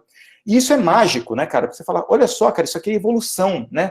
E métrica, cara, quando o designer, né, começar a entender que métrica faz parte do dia a dia dele, né? E isso traz luz, a gente consegue evoluir através de indicadores. Cara, aqui a gente começa a mudar o design de patamar, porque a gente começa a fazer entregas associadas e alinhadas ao negócio e falando com a língua do negócio. Acho que isso é bacana. Então, a gente... Oi. E isso não está ligado necessariamente a ter feito em menos tempo. É entender o tempo que vocês realmente levavam para fazer. Depois disso, eu imagino que isso foi melhorando, né? Mas no começo vocês também erravam muito com isso, provavelmente, por inexperiência. Exatamente, cara, assim, como eu disse lá, né, a ágil é diferente de entregar mais rápido, porém, no tempo, a sua operação começa a ficar mais eficiente, e você consegue fazer entregas mais assertivas, mas isso não passa só passa pela mudança de mindset, né, como, por exemplo, aquela questão da intermitência. Puta, eu trabalho, cara, assim, é um desafio, mas a gente tem trabalhado cada vez mais para tentar diminuir a intermitência. Puta, deixa o designer, né, tocando 2, 3 projetos por sprint, se você colocar 5, 6, o cara vai derrubar. Os gestores têm mais dificuldade, a gente toca 5, 6 ali, né, mas porque a gente não encontrou ainda a melhor forma de corrigir isso. Mas eu ainda tenho crença que a gente vai corrigir, a gente vai melhorar isso aqui. Eu trabalho para melhorar esse processo para os gestores também. Mas para o time a gente já começa a equilibrar melhor, né? E é exatamente isso, cara, a gente ter consciência, né, dar visibilidade para a pessoa e combinar o jogo. Essa é a sacada. Cara, combinar o jogo. E combinado o jogo, combinado não sai caro. Acho que essa é uma mensagem bacana de trazer aqui de aprendizado, tá? E aí eu trago esse slide para vocês, cara, que é assim, cara, puta, Cleito, é sério, cara, que você vai mostrar isso aqui na apresentação aqui, do Pororoca? Eu vou, tá? Vou me permitir. Cara, eu comecei a trabalhar, eu comecei a ter um dashboard, e isso aqui está associado com uma frente, toda essa frente de ágil, ela está associada com uma frente que a gente chama dentro do design, que é o Design Ops, né, vem se falando cada vez mais. Como é que o design separa um espaço para evoluir a disciplina dele, né, para evoluir a operação dele, né, essa é a lógica do Design Ops. E esse dashboard de indicadores fez parte da minha frente de Design Ops para falar de gestão de demandas e de modelo ágil, né? O que eu faço? Cara, isso aqui é música. Quando eu sento para um executivo para pedir gente para trabalhar comigo, eu falo, amigão, é o seguinte, cara, toda sprint eu estou trabalhando aqui, ó, no meu talo, a 100%. Em média, eu trabalho a 99% de ocupação do meu time. Eu não tenho espaço para dor de barriga, cara. Se um designer passar mal num dia, não acordar bem no outro, ou eu tiver algum problema, cara, algum prato vai cair. O ágil, ele pressupõe que você tenha pelo menos 20%, 30% da sua banda para imprevistos. E eu não consigo fazer isso. Mas com o indicador, eu consigo conversar com os executivos.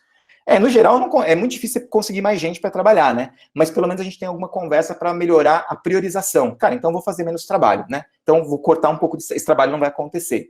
Putz, Cleiton, mas você consegue ser tão produtivo assim, né? Esse primeiro indicador aqui de produtividade, ele fala que, em média, eu tenho uma produtividade 10% acima do que eu tinha quando eu iniciei o ágil. Mas teve algum momento aqui da conversa que você atingiu 30%. Então quer dizer que o ágil vai deixar o time mais produtivo ao infinito, né? Ao cubo? Não, não vai ser isso, tá? O ágil, ele chega no momento que vai ser o teto. Você não consegue ser mais produtivo do que aquele teto. E eu já cheguei nessa produtividade. Ou seja, é muito mais provável que eu caia a minha produtividade. Porque, por exemplo, se eu troco uma pessoa do time, ela tem que se adaptar a esse modelo. E com isso eu acabo perdendo a produtividade. Então, quando chega no ritmo de esteira, chega no teto, cara, esse é o limite. Pô, mas como é que você conseguiu fazer 30%, seu time ser 30% mais produtivo? Vocês conhecem uma coisa chamada hora extra? Então, você potencializar, né, o seu dia? Ou seja, é só eu cruzar com o indicador de hora extra do banco e falar, cara, vocês falam para eu não fazer hora extra, porque no final do mês vocês vão falar para o cara compensar. E aí eu vou ter que derrubar outro projeto, então isso não dá certo, né? Então, cara, os números, eles trazem argumentos muito sólidos para você discutir a sua operação, a sua dinâmica, né? Ter visibilidade dos tamanhos de projetos. Isso aqui é lá do início, né? Eu tive consciência que o meu time, 50% do meu time, estava dedicado a projetos pequenos, P's. Cara, tá errado isso. Nós temos que olhar para projetos M's e G's do banco. Como é que a gente cria um fluxo para dar saída para esses projetos menores, né? Assim como ter visibilidade de alocação de recurso para os negócios do banco. Então, cara, essa daqui é um dashboard que eu acho que é super relevante, me ajuda a ter conversas muito maduras dentro do banco do ponto de vista de capacity, tá? Então, essa é a lógica, tá? E por fim, para concluir aqui, até para eu mostrar um pouquinho de design para vocês, né, gente? Senão vai ficar só o cara que trouxe um monte de diagrama, um monte de indicador, né? Cara, mas como é que se entrega isso através do design? Cara, então, no geral, aquele framework, ele funciona numa dinâmica de trabalho que passa por uma priorização quinzenal com os negócios do banco, com o objetivo de dar visibilidade, de capacity e ter um air traffic control das iniciativas do banco, com um mindset ágil para co-criar, para iterar, para testar hipóteses dentro dessa dinâmica de sprint quinzenal, tá? Essa daqui, eu finalizo aqui do ponto de vista a minha apresentação do ponto de vista de ágil, e o próximo bloco aqui que eu passo muito rápido com vocês, do ponto de vista de entrega de design. Como é que isso aqui se tangibiliza e se materializa num entregável para os negócios? Tem alguma pergunta por aqui, meninos e meninas? Por mim, vambora. Mas eu adorei essa parte aí. Que bom, cara, fico feliz. Mais. Então, ó, trouxe dois cases. Um case é do clássico aqui, né, uma entrega de branding que a gente fez entrega de arquitetura de marca, matriz de ações de marca, naming, expressão visual, verbal, capacitação, templatização. A gente está, esse produto, esse novo negócio do banco está indo para a rua agora, né? A gente está começando ele ali de uma forma, foi adiado pela questão do Covid, né? Teve um impacto no cronograma, mas ele está sendo colocado na rua, já está aberto. Se você entrar lá, iup.com.br, você consegue se cadastrar, enfim, né? É o programa de benefícios do banco, né? A gente está falando de um novo programa de benefícios, que do ponto de vista de negócio, ele tinha como objetivo juntar 23 programas distintos de benefícios que o banco tinha pulverizado para se concentrar num único só, para trazer maior valor para o cliente. Então, do ponto de vista de negócio, essa é a matriz que está por trás do IUP, né? Essa é a entrega de valor que a gente vai fazer para o nosso cliente. Então, é um programa de benefícios que ajuda o cara a ter uma percepção maior, né, de que ele consegue resgatar e que ele não vai ser enrolado no final, sei lá, de uma jornada que ele junta ponto, tá? Essa aqui é a lógica, tá? Do programa.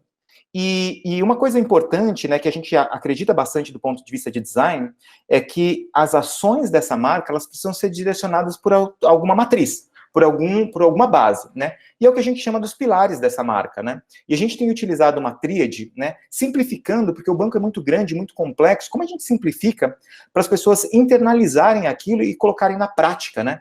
E aí a gente trouxe aqui, para uma lógica que a gente tem evoluído dentro das marcas do banco, essa tríade, né? São 3 pilares que orientam as ações da marca. E, de novo, como eu falei lá no início, não é para direcionar só a identidade visual, verbal e a comunicação.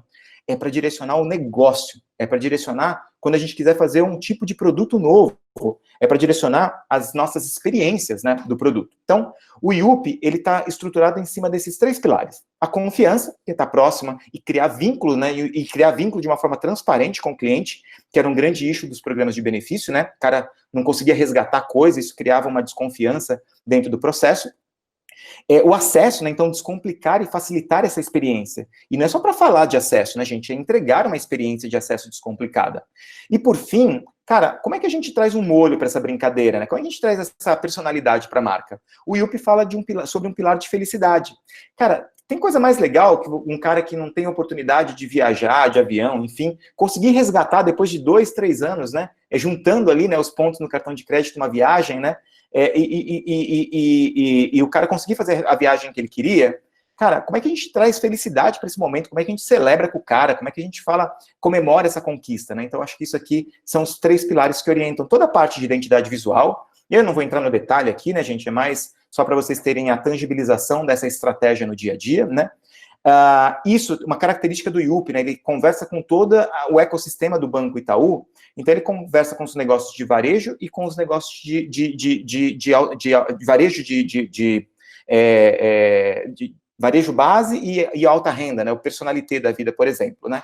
Então, ela tem que ser uma identidade flexível que ela trafegue, que ela navegue, né?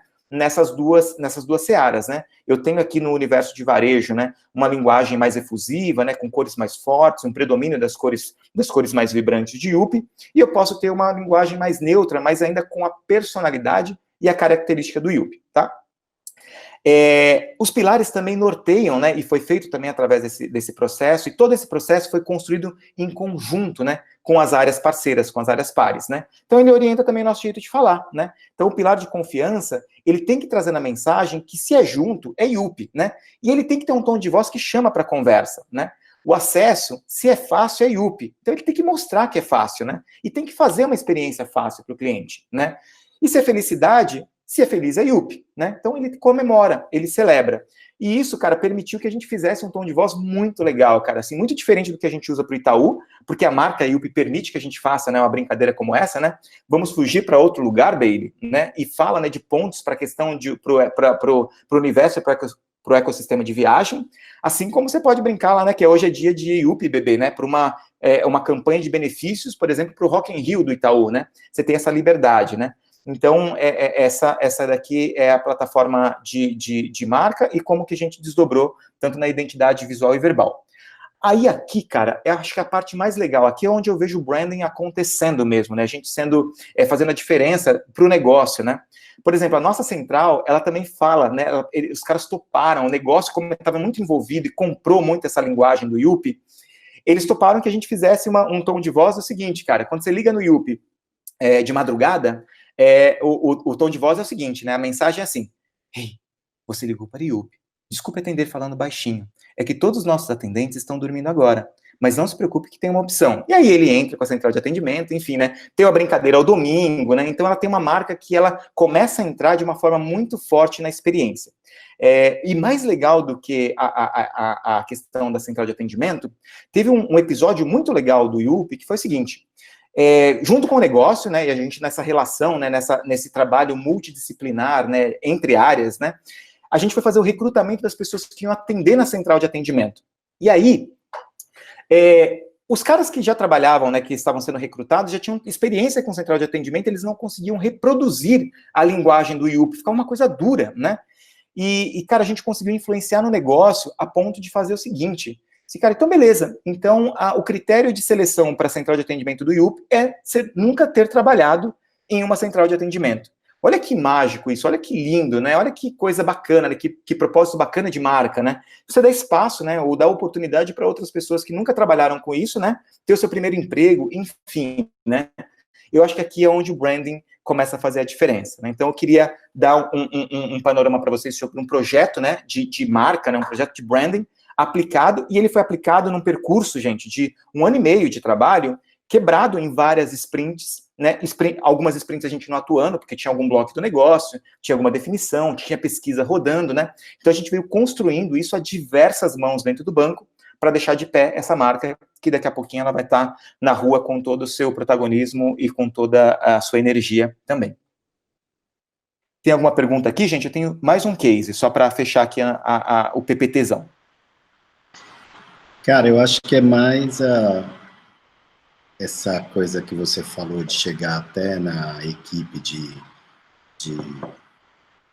telemarketing e tal, é uma amostra do que a gente vem falando muito lá dentro da Megalo, que quando você tem uma estratégia e a percepção da marca já está clara para todo mundo não só do time, todo mundo envolvido no projeto, o cliente e o cliente do cliente e tal, ela chega muito mais longe, né?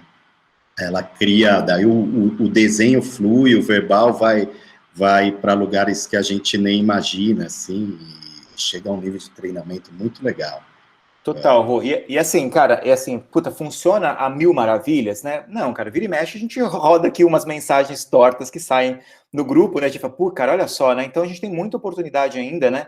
De atuar e refinar, principalmente na continuidade, né? Porque pensa, eu entrego um projeto como esse, né? O time entrega um projeto como esse, cara, tem 10 no backlog pra gente cuidar, né? Então, assim, você acompanhar de perto, eu não tenho, né, um recurso para deixar, né? E nem faz sentido também, né? Para ter para todas as marcas, né?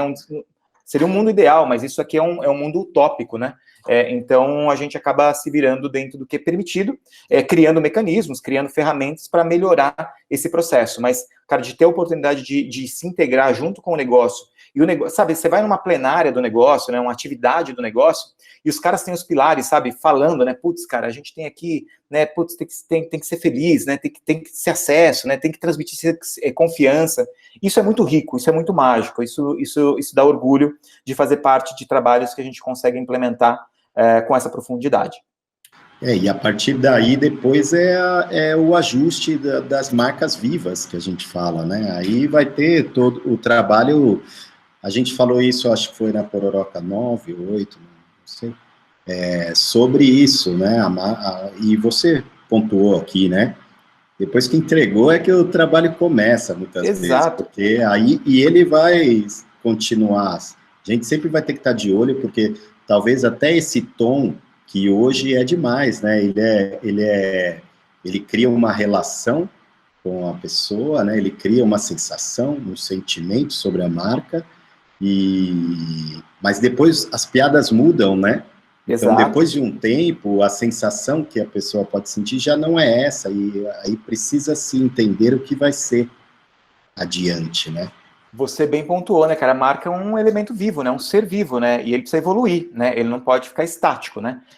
E aí o desafio é você conseguir gerar uma dinâmica para fazer essa evolução de uma forma coordenada, organizada e até de uma certa forma sistemática também, né? Eu acho que essa é a grande mística, né? Esse é o grande segredo para a gente, é o grande desafio, né? Mais do que mística e segredo, acho que é um grande desafio porque a gente tem visibilidade e clareza, né? Isso aí. Rô, são 8h30, cara, já deu o nosso tempo. Faz sentido ainda mostrar esse case aqui? São 5 slides ou vamos fechar? O que o grupo aqui vota aí? Adivinha. Cara, pô, vamos ver. Bora. Por mim, a gente vê essa tipografia. Acho que o pessoal tá aí e tal, vamos tentar ser mais ágil. Vamos lá, vamos nessa. Então, assim, continue querendo ver, realmente, vários votos a favor de continuar. Então, logo na tipografia, porque tipografia tem um lado de design, pureza do design, vamos dizer assim, que não vamos parar, não. Vamos lá. Então, assim, cara, eu tenho um talk pronto para falar só sobre tipografia, mas aí a gente precisa separar um dia para fazer esse talk. Então, eu separei. Isso, cara. Oi? Vamos travar essa agenda para conseguir esse talk aí. Isso aí. Vamos, cara, isso aqui é uma experiência, foi muito legal. Eu separei aqui alguns slides só para falar um pouco. E o que é legal, né? Primeiro porque eu trouxe um trabalho clássico, né, de marca ali, e eu trouxe tipografia, que é um trabalho de design ops, né? É um trabalho que ninguém vai pedir para você fazer, cara, dentro do Itaú. Ninguém vai chegar para nossa área e falar assim, cara, você não acha que deveria fazer a tipografia do Itaú? Ninguém vai fazer isso, né? Então, assim, nós que somos especialistas que temos que provocar. Primeira coisa, tem um empreendedorismo dentro desse processo, né? Como é que a gente abre um trabalho como esse? Tem um desenvolvimento técnico muito profundo, né? Até que a gente não tem essa característica, né? Eu sou designer, estudei tipografia, né? Dentro da formação, o time também, mas nós não somos especialistas em tipografia. E tem, cara, um desafio de rollout, né? Você fala que vai trocar a tipografia do Itaú, cara, pensa, fachada de agência, 3.500 pontos de contato. O digital é simples, você muda o código e está tudo certo. Agora, pensa na estrutura física, né, do banco. Então, como é que a gente olhava para isso com muita maturidade, com muita senioridade, né? E o projeto de tipografia Itaú, a parte mais legal de contar foi que a gente aprovou num comitê executivo, abrir a tipografia do Itaú, e aí tem uma frase muito interessante do VP da época, que era o Bonomi, que a gente fez toda uma defesa, apresentamos, tal, case, benchmark, o caramba 4, e aí ele vira para a gente e fala assim, mas estamos fazendo a tipografia por necessidade ou por vaidade? E aí a gente ficou olhando pro cara, né, e ele falou assim, essa pergunta é retórica, eu vou responder para vocês, né, as duas coisas, né, a gente precisa, mas a gente também é vaidoso, né, e aí ele falou assim, cara, puta, é o Itaú, cara, a marca mais valiosa do Brasil por 14 anos seguidos, né, a gente tem condições, né, de ter uma tipografia proprietária. E a gente abriu o trabalho, conseguimos verba para isso. E, cara, como a gente entende de tipografia num nível básico, né, a gente foi chamar, isso é uma característica legal, esse é um bônus, né, de trabalhar no Itaú, né. Cara, vamos trabalhar quem é o melhor, né, a gente foi procurar, pesquisou diversas foundries no mundo, e a gente fechou com a Dalton Mag, cara, puta uma foundry referência, né. A gente entende muito de Itaú, mas a gente não entende de tipografia, né, nessa profundidade.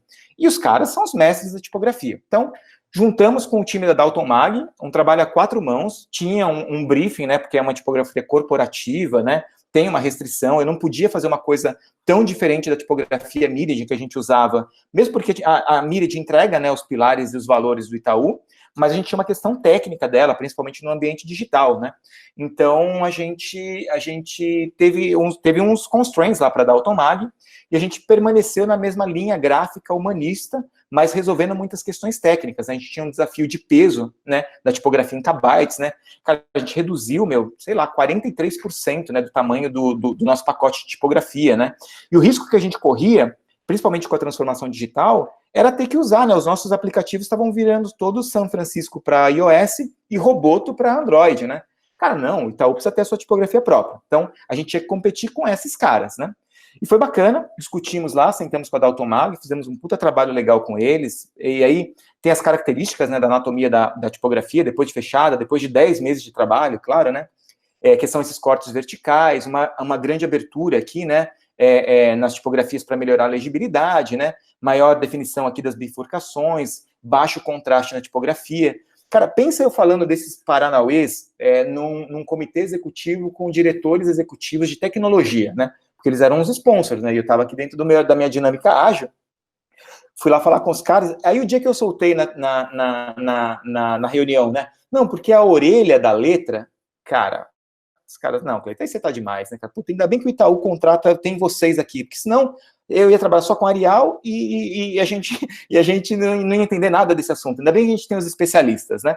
Então, a gente conseguiu concluir uma tipografia muito bacana, né? Com 2 variações, a gente entendeu, a gente aprendeu com a São Francisco essa lógica, né? De uma tipografia display para corpo de texto maior versus uma tipografia text, né? E a Dalton Mag aportou um puta valor de engenharia dentro deste processo, foi muito bacana, e de novo, né, dentro do processo multidisciplinar, em sprints, entender com os negócios qual que era a quantidade de pesos, né, que a gente precisava, porque eu queria um pacote leve, mas eu queria que ele atendesse a diversidade, a pluralidade dos negócios do banco, então a gente teve que encontrar qual que era o mix ideal entre pesos, né, tanto na display quanto na text, né, e por fim, cara, a gente entregou uma tipografia, né, um trabalho aqui, né, de 10 meses de trabalho com o time, com a Dalton Mag, né, tinha um time da Dalton Mag aqui no Brasil, e a parte de engenharia em Londres, né, então a gente fazia esse bate-papo com eles, e, cara, o mais legal, cara, desse processo que eu queria trazer para vocês, e dessa dinâmica de trabalhar com times multidisciplinares, e as vantagens também de trabalhar numa grande corporação como Itaú, que consegue fazer investimentos nesse sentido, cara, de novo, né, eu falei para vocês que falar com o executivo através de número é muito mais fácil, né? E eu falei num comitê executivo que eu ia entregar uma tipografia que tivesse uma performance igual ou melhor das melhores do mercado, né? Cara, e só eu ir depois voltar lá e falar para ele assim, então ela tem uma performance melhor, cara, eu não vou ter crédito, né? Como é que eu mostro isso? Como é que eu mato a cobra e mostro o pau? A gente perguntou para a Daltomag, como é que eu faço para saber se essa tipografia é mais acessível, mais legível do que a tipografia da Apple? Ele falou, puta, Cleiton, cara, a gente sabe pela nossa experiência, pela nossa tecnicidade. Agora, puta, nosso CEO está estudando para ver como é que faz isso aqui. Cara, sentei com um time de pesquisa e falei, amigos, é o seguinte, a gente precisa deixar de pé uma pesquisa aqui para eu avaliar legibilidade e atributos de marca em uma tipografia. Cara, os caras me montaram um plano que contou com semiótica, neurociência, para a gente poder validar com 1.200 clientes que a tipografia do Itaú, a tipografia Itaú, ela preservava as características, atributos de marca, né, de Itaú, como leveza e dinamismo da Myriad, que a gente queria manter. Ela tem excelente legibilidade, ela empatou, cara, com a São Francisco, né, ganhou de pau da Roboto, que tem uma legibilidade ruim, e é a fonte que mais se associou puta, cara, eu tive dor de barriga quando os caras me mostraram o teste. Pensa assim, cara, você mostra uma tipografia em alguns segundos, porque a gente fez por neurociência para capturar, né, a primeira impressão do cara, sem muita reflexão e sem percepção, e o cara tinha que pegar e arrastar uma marquinha para as fontes que ele achava que se associava, cara. E em segundos, né, uma coisa tipo para pegar o first impression do cara, né, é uma metodologia chamada deixa eu ver se eu lembro agora, não vou lembrar agora, se eu lembrar eu falo para vocês, mas a ideia era implicit association, lembrei, era para pegar essa associação implícita da parte que o cara não está pensando, né, então essa era a lógica, e essa tipografia foi a que mais se associou com a marca Itaú. Bom, então aí foi golaço, né, cara, a gente conseguiu entregar os objetivos, e tudo isso também foi permitido dentro desses 10 meses de trabalho, numa dinâmica ágil e multifuncional aqui das áreas, porque esse é o slide que eu falei lá na frente, lá atrás, tá, Edu, que eu falei que ia mostrar, tá, só para não ficar de mentiroso, né, o design, ele é isso, essa é a caixinha que eu cuido, mas eu me relaciono minimamente com esses caras, né, isso aqui é um pouco do ecossistema do Itaú, e sempre que a gente se aproxima de um ecossistema, é um ecossistema, né, por trás desses negócios ainda tem diversas variáveis e diversas quebras, tá? Então, essa daqui é um pouco da dinâmica que a gente consegue atuar e fazer entregas de valor para o banco, pensando nesse ambiente complexo que a gente vive, né? E para concluir, né, os takeaways que eu trago aqui dessa minha discussão, ele passa pelo invisível, que ele não existe, que a disciplina e a confiança, ela gera um engajamento e autonomia dos times, não só do time interno de design, mas de todo o seu ecossistema e do seu relacionamento, que uma orquestração, né, dessa dinâmica complexa do cenário corporativo, ela é promovida através de uma organização, e a gente consegue um resultado, né, com maior qualidade, de forma mais eficiente, para que a gente seja mais feliz. E aqui eu concluo aqui o meu pitch, fico aberto aqui a perguntas e que vocês fiquem à vontade para fazer a pergunta que for necessária no tempo que a gente tiver. Que eu passei aqui 9 minutinhos. Não, ótimo, Cleiton. Achei assim, um monte de comentário aqui de sensacional demais. Foi ótimo, né? Esse projeto é incrível, cara. Até a Fernanda mandou aqui um comentário, na verdade, né? Que ele falou, interessante trabalhar com fonte, é um ótimo investimento a fonte própria, né? Total. Falar nas máquinas que você quiser, né? O tamanho do Itaú, né? Gigantesco, né? Não, cara, assim, a eficiência operacional, a economia desse projeto, assim, não posso abrir valores, mas pensa assim, cara, o custo que eu teria que pagar para a Myriad em 3 anos, né, era 6 vezes maior do que eu paguei para o projeto para a Daltomag. Porra, né, isso ainda tem uma tipografia que eu posso ter para a vida inteira. Exatamente. Né, identidade de marca, é incrível, cara, os valores de marca, é genial. Com isso aí, você nem precisava da pesquisa da legibilidade. Os caras iam falar, se ficar um pouquinho menos legível, tudo bem. Esse argumento já era forte bastante, cara. Esse argumento já foi forte bastante. Mas eu me comprometi lá, eu falei assim, cara, vou voltar com esses caras e vou falar que sim, tem resultado também. E legal que os caras são tecnicamente muito bons também, porque podia ser que tivesse que voltar, né, e fazer outros e tal. Então... Total, cara. Foi uma parceria muito rica aqui com a galera da Daltomag. Os caras são excelentes. Cara, você quer levantar alguma coisa, Edu? Eu posso... Manda bala, Rodrigo. Não, eu acho...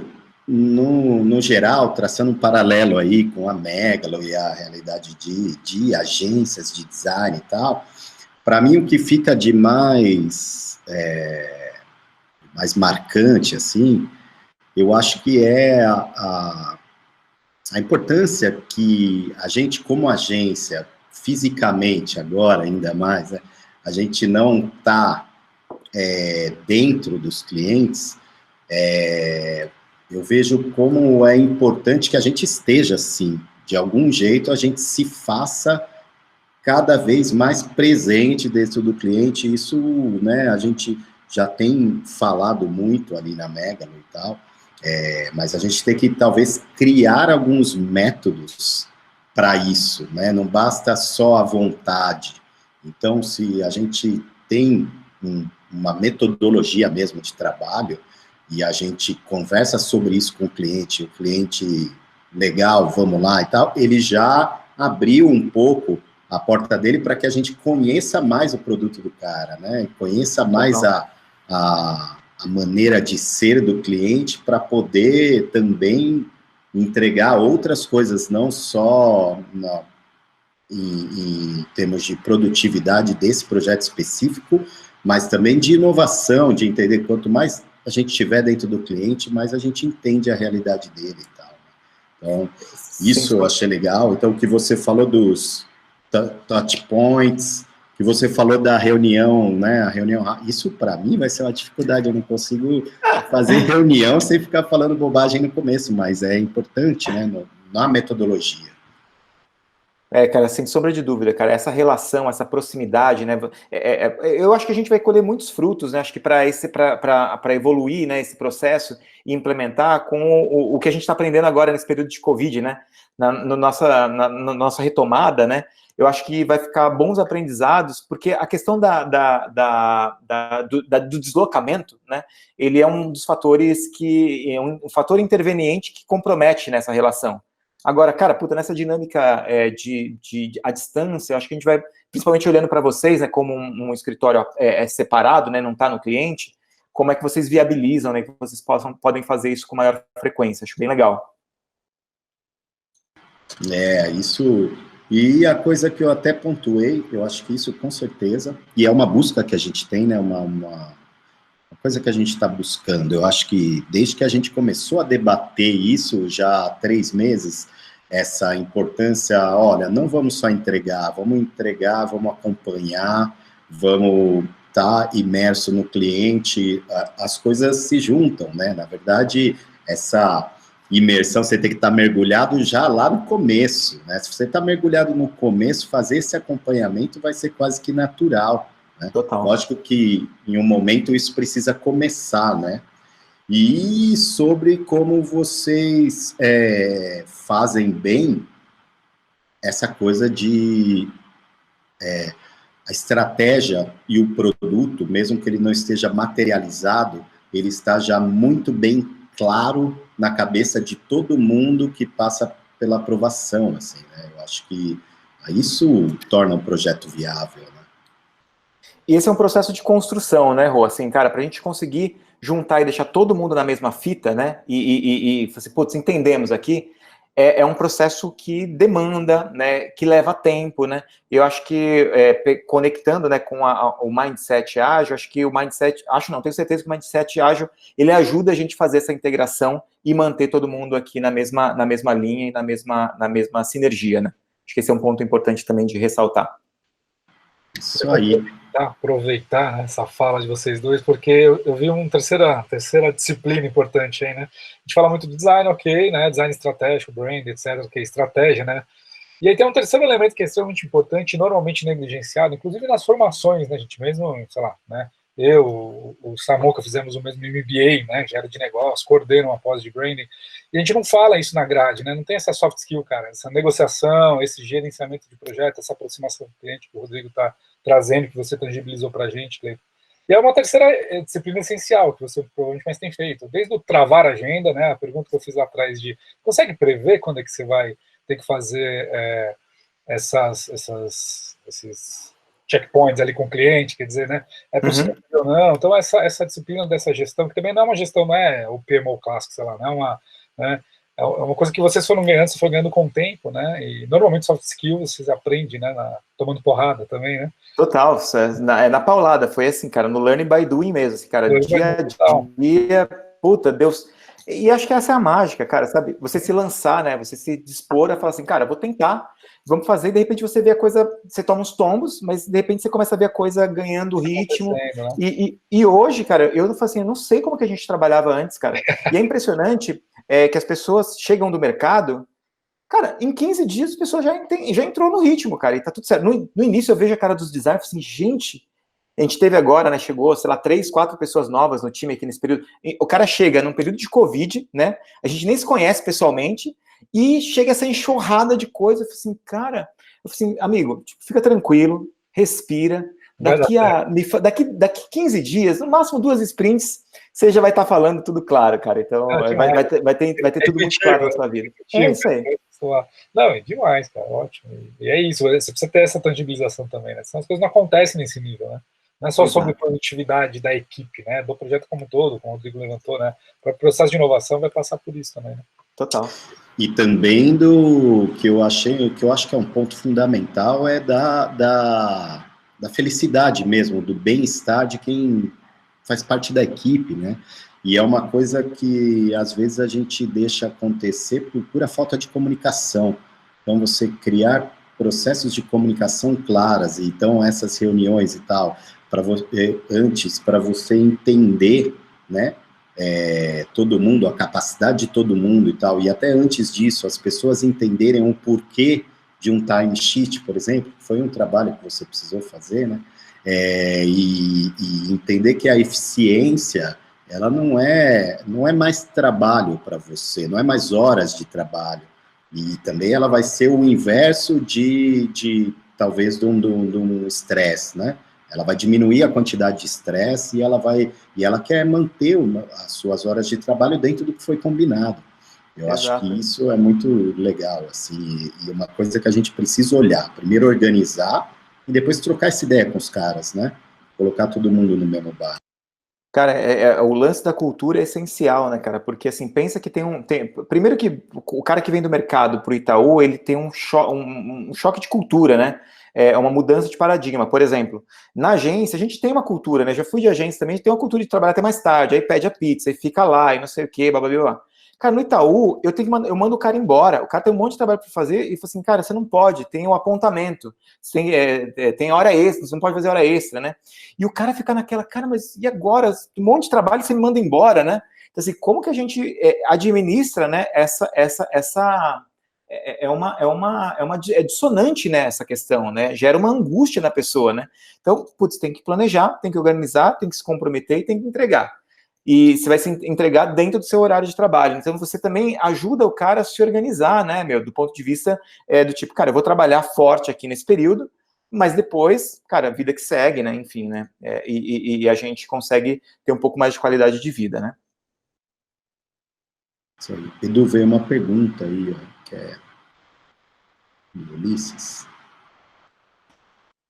O Ulisses aqui está dizendo como funciona a divisão de tarefas em um sprint. Né? Há uma métrica mínima para algo que vira ou não uma tarefa? Ele está perguntando, pois ele imagina que existam tarefas com graus variados de dificuldade, tempo de execução. Né? Então, como que você distribui isso? Certo. Dentro daquela lógica do poker playing, que eu não entrei no detalhe, né, falando e a questão da pontuação, a gente começou a ter maturidade, cara. Então, eu vou dar um exemplo que não vai fazer sentido nenhum para vocês, mas só para, assim, vai ser meio grego, mas o time, o cara que chega também não entende nada e depois ele começa a adaptar. Cara, sei lá, a gente vai ter um trabalho G, né? Putz, eu posso olhar um trabalho que é G, a gente tem o ágil ele tem uma classificação por tamanho de camisa, né? PMG. Então, primeiramente a gente olha os projetos dessa forma. Nessa sprint eu vou ter, às vezes é um trabalho G, mas nessa sprint eu vou ter uma atuação P, né? Então isso aqui já organiza. Eu não trouxe para vocês uma ferramenta que nós desenvolvemos lá também, que é uma calculadora de capacity. Como eu tenho baseline, eu negocio com os negócios, assim, um trabalho G, um trabalho M, um trabalho P, ele completou a sua banda. Então, assim, eu criei uma ferramenta, cara. Eu entro lá, preencho, e aí o cara fala assim, beleza, então eu já vou para o planejamento com a equipe, já com o limite ali priorizado. Aí a equipe tem a função de quebrar isso em tarefas, que é a pergunta do... Esqueci o nome dele. Pergunta do? Ulisses. Do Ulisses. A pergunta do Ulisses, que é assim, cara, como é que o time quebra isso em tarefas? E aí, quando o time quebra em tarefas, a gente vai para uma mesa... Hoje a gente já tem maturidade. Sei lá, putz, eu vou fazer um benchmark. Eu sei que isso aqui vai me custar 3 pontos. E aí, se o cara tem a maturidade, ele já põe lá e ele tem... Sabe, eu lembro da minha infância, né?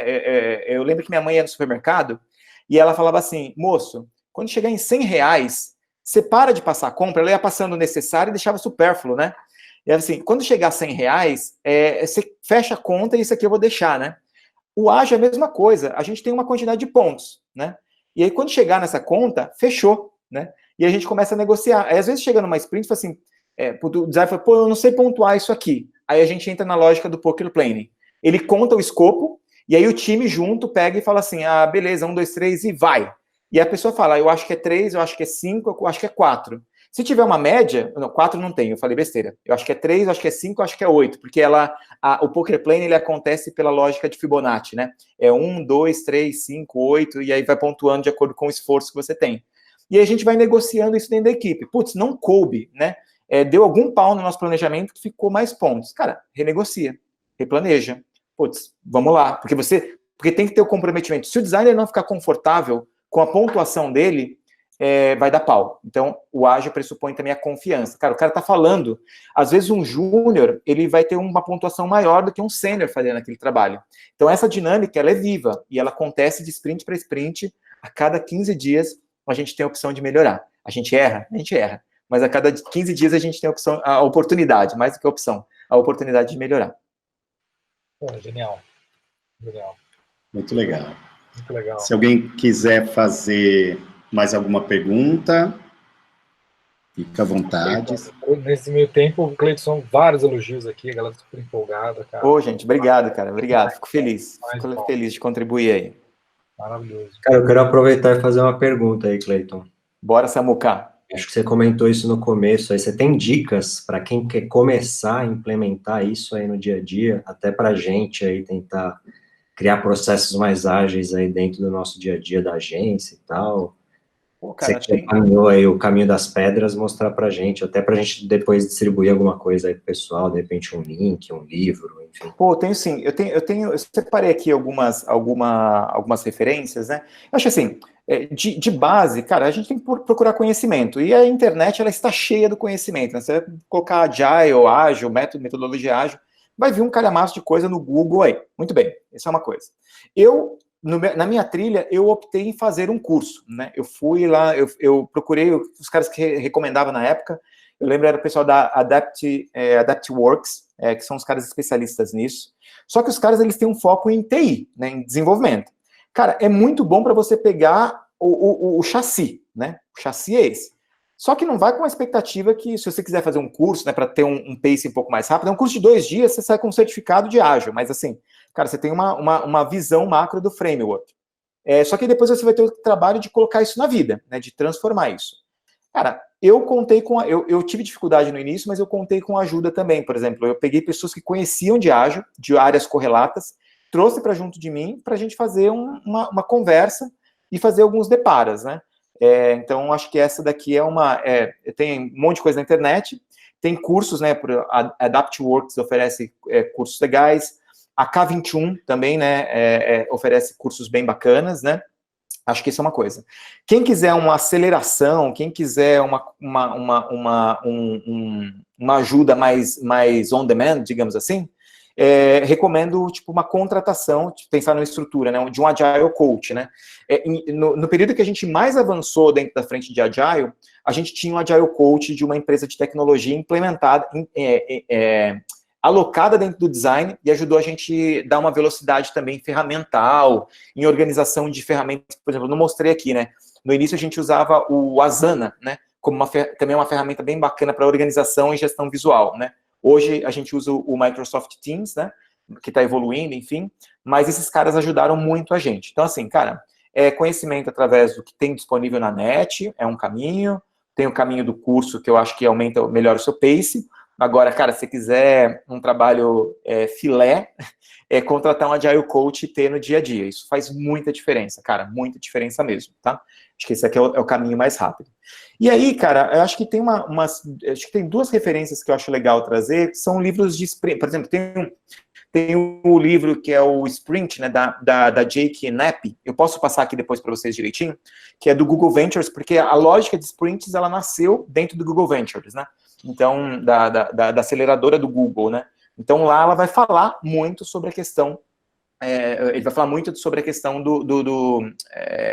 da sprint, né, da lógica e da construção da sprint e as ferramentas que vêm associadas a ela, né.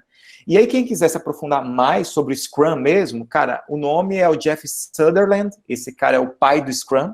Eu acho que vale a pena olhar um pouco para as coisas dele. Ele tem um livro que ele fala Scrum, aí ele fala, pô, mas você não falou que não era questão de tempo, né? Mas o livro se chama, né? É Scrum, a arte de fazer o dobro na metade do tempo, tá?